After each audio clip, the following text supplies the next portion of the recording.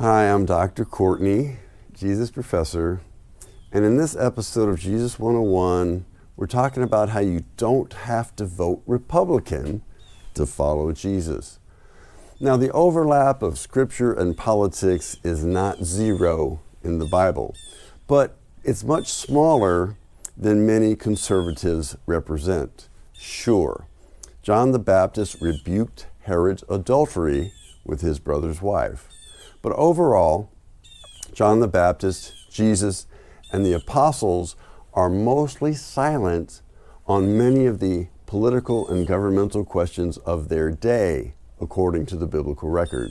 Now, in a constitutional republic, every citizen, including followers of Jesus, are part of the government, of the people, by the people, and for the people.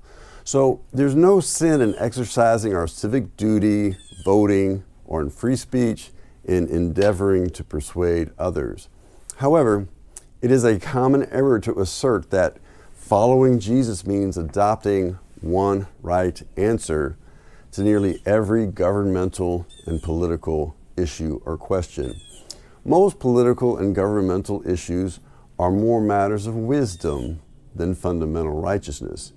The overriding commandments of Jesus as we exercise our governmental power of voting as citizens is to love your neighbor as yourself and in everything do unto others as you would have them do unto you. Now, does in everything include our decisions of how to vote? Well, sure. Voting certainly seems to be included as part of everything to me. Now, as we follow Jesus and we learn what Jesus likes and what Jesus dislikes, our application of loving our neighbor as ourselves is likely to change as we are changed from one degree of glory to another. And as we learn to digest spiritual solid food as well as milk, being trained by the constant use of Scripture to distinguish good from evil. And as we hold on to faith and a good conscience, we might find ourselves voting differently from other Jesus followers in the same way that we exercise our faith and conscience differently regarding the foods we eat or avoid, the holidays we celebrate or avoid, and the styles of music we use for worship or the styles of music we avoid. Following Jesus means following Jesus.